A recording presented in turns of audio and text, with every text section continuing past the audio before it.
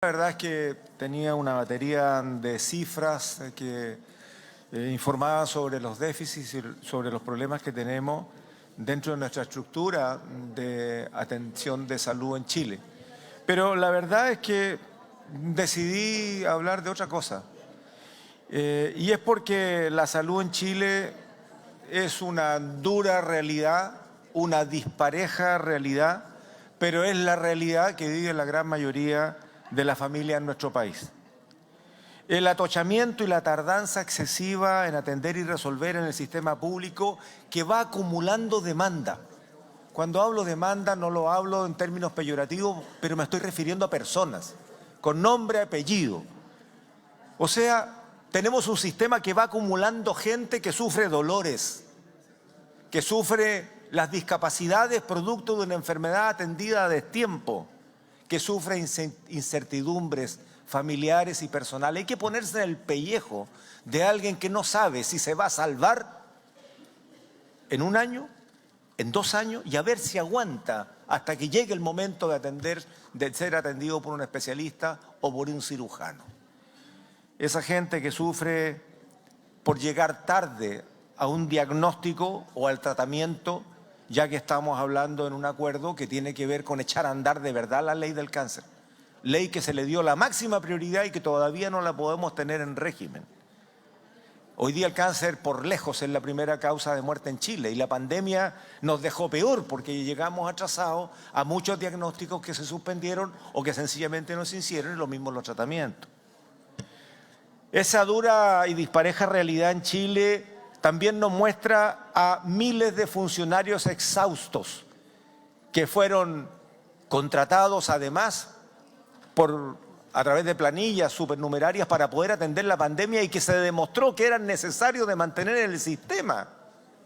Gracias a esos funcionarios que hoy día están exhaustos logramos salvar la pandemia y ellos hoy día están reclamando estabilidad laboral. Tenemos una salud con una importante proporción de infraestructura que acusa hacinamiento y deterioro. Tenemos hospitales con una crisis financiera en su operación y con deudas que van acumulando y que seguro que si la deuda se acumula va a hipotecar el presupuesto del año siguiente. Eso es un bicicleteo que ya los directores de los hospitales lo sufren y se resignan. Pero eso sobrecalienta el sistema. Estoy tratando de hablarlo en palabras sencillas para la gente que seguramente nos está siguiendo en el debate, porque la verdad es que, en fin, hoy día tenemos un sistema público saturado y con problemas financieros, pero al otro lado de la vereda tenemos clínicas que se amplían, que engordan, que tienen una oferta tecnológica y de cobertura que crece cada año, está publicitada. Compiten en el mercado por ofrecer mejores servicios, están pintaditas, son clínicas modernas, son perfumosas, son más amplias. ¿Y cómo lo logran entonces? ¿Cómo lo logran? Si tenemos, ya decía el colega Saavedra, 2,5 millones afiliados en la ISAPRE y el resto está en FONASA. El resto no es la minoría, el resto es por lejos la gran mayoría la que está en FONASA. ¿Cómo lo logran estas clínicas perfumaditas? No podrían jamás haber crecido tanto si el sistema público no le compra los servicios por tener el sistema público saturado. Y por lo tanto, este vicio que se empieza a generar por un problema de gestión y también por problemas de abuso, significa resolver más rápido yendo al mundo privado, pagando caro, que pagamos todos, y los hospitales se achican y se recogen y se aprietan y la sufren. Y tenemos a la gente ahí, arrumbada en una lista de espera de 2 o 3 años. 2,600,000 que esperan un diagnóstico, que esperan el apoyo de un especialista que, dicho sea de paso, nos va a obligar a revisar el sistema que tenemos para generar las especialidades. ¿Cómo los estudiantes o los médicos pasantes pueden estudiar una especialidad y regresar a las regiones? Ahí tenemos otro problema.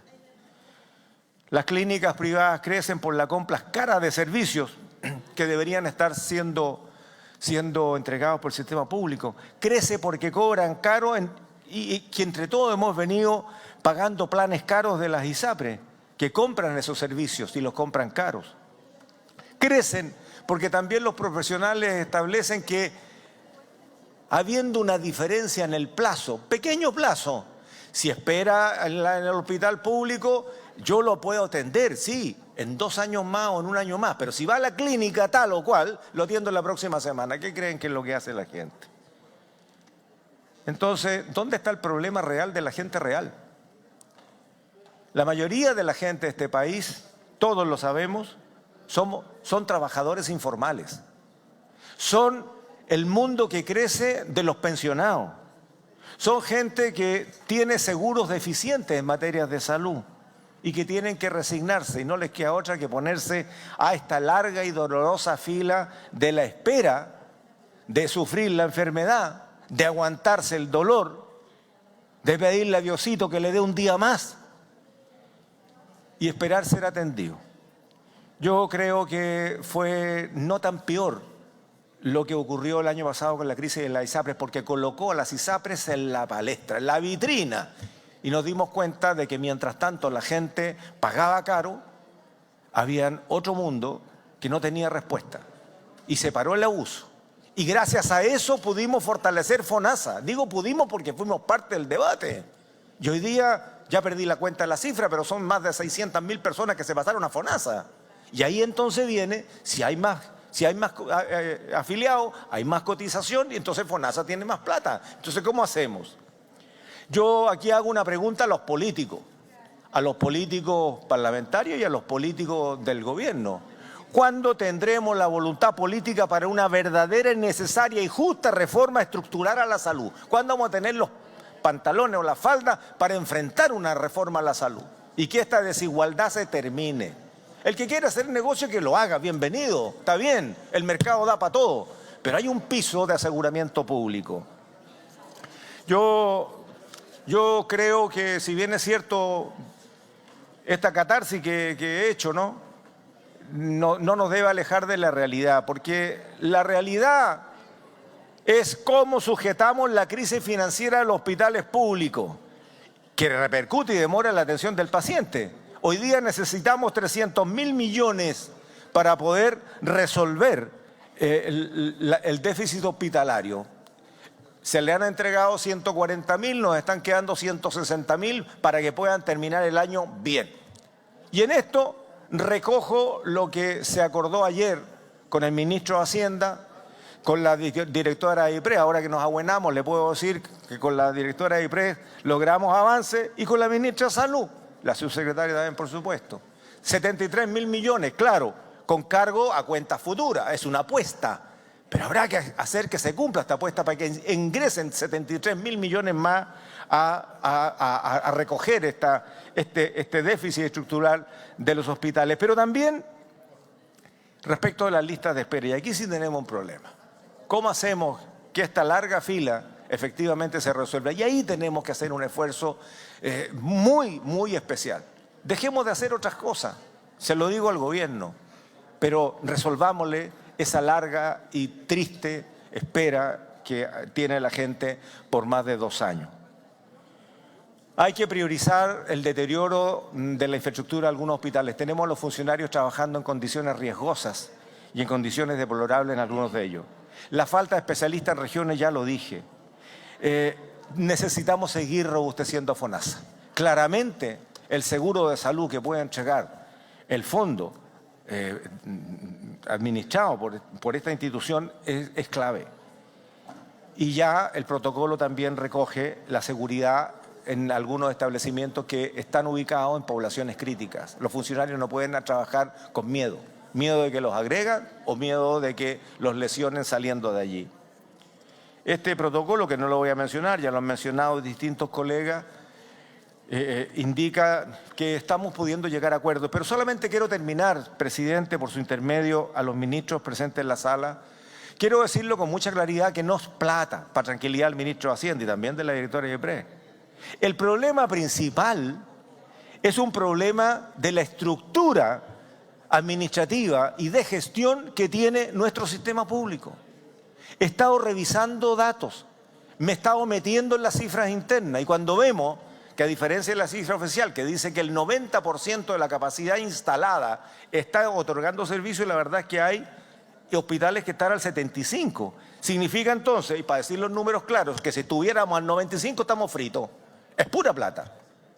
Pero si estamos en algún hospital al 75% de uso de nuestra capacidad instalada, tenemos un colchón de 25. El hospital que está al 87 significa que tiene un 13% todavía de colchón para hacer que esos médicos que podían hacer 10 cirugías al día, no hagan 7, pues, que hagan las 10.